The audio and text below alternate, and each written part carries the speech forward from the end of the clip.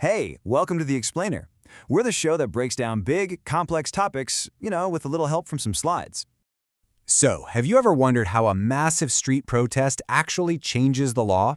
Well, today, that's exactly what we're digging into. We're going to unpack how the raw energy of one of the biggest demonstrations ever got turned into decades of actual, real environmental policy. It's a journey from the streets right into the law books. But to really get the impact of Earth Day, we've got to go back in time. We need to see the world that sparked it in the first place. And honestly, it was a world that was kind of choking on its own progress. And I mean that literally. This wasn't some kind of metaphor. Industrial pollution was so bad that rivers actually caught on fire. I mean, can you imagine? And that very same year, a huge oil spill off the coast of Santa Barbara dumped 3 million gallons of crude oil into the ocean. It just wrecked 35 miles of coastline. You really couldn't escape it. The evidence of this crisis was just everywhere. We're talking about smog so thick in cities it was killing hundreds of people. The pesticide DDT was absolutely devastating wildlife. And lead, it was in everything. Pipes, paint, even the gas in your car. So yeah, that was the backdrop. So into the scene steps Senator Gaylord Nelson. He's seeing all this energy from the anti-war protests, right? And he has this idea.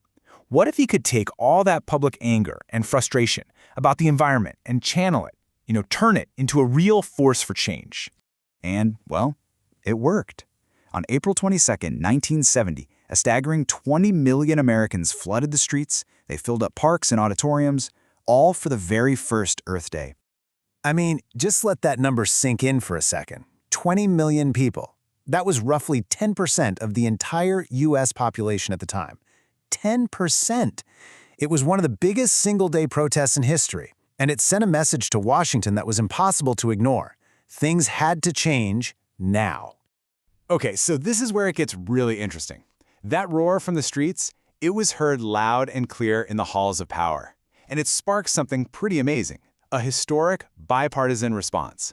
And what's so cool about this is how you can draw a straight line from the public outcry to the actual laws. The protests put on so much political pressure that lawmakers had to act. And they didn't just pass some laws and call it a day. No, they created the actual government agencies needed to make sure those laws were enforced. And just look at how fast it all happened. I mean, we're talking about a few short years, and boom, the core pillars of American environmental policy are built. And get this, all these huge landmark acts were signed into law by a Republican president, Richard Nixon. That just shows you how powerful and unified the movement had become. It wasn't a partisan issue, it was an American issue. So, the big, passionate protests had done their job, and they started to give way to something that, well, it sounds a lot less exciting, but it was arguably even more important for making real, lasting change, and that's bureaucratic management. Okay, so what does that even mean, bureaucratization? It's the process of taking that big, passionate public feeling and translating it into the nitty-gritty details, specific, enforceable rules, measurements, and legal actions. It's how you turn a slogan, like "we want clean water," into a hard scientific number that you can actually enforce. Yeah, this quote from David M. Hart just nails it.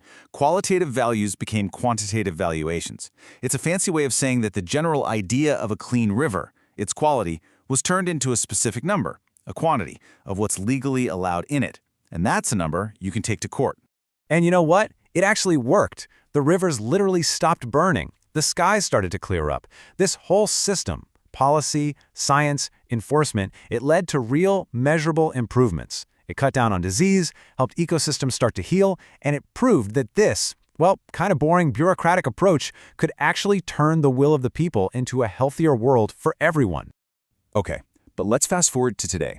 Because that system, that very foundation of how we value the environment in the first place, it's now under threat. The whole conversation has just completely shifted. See, the original model, the one born out of Earth Day, asked a simple question.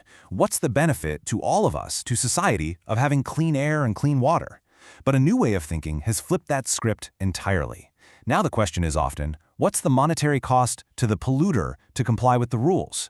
This new math puts the polluter's costs first, ahead of public health, and it means that in the official government cost-benefit analysis, the value of a human life or a healthy ecosystem can be calculated as zero, nothing. And while our policies are starting to devalue environmental protection, the real-world costs are doing the exact opposite. They are exploding. Just look at this. Back in the 80s, the U.S. saw on average about $3 billion weather disasters a year. Now, in recent years, that number has jumped to over 20 a year. The price we're paying for inaction is becoming undeniable.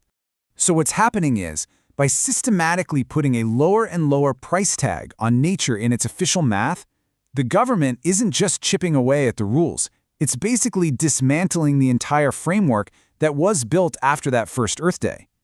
It takes us dangerously close to that pre-1970 world where the only thing that really mattered was the cost to industry. You know, the original Earth Day proved, without a doubt, that when people speak up, they can build a powerful, lasting system of protection. Which leaves us with a pretty big question today, doesn't it?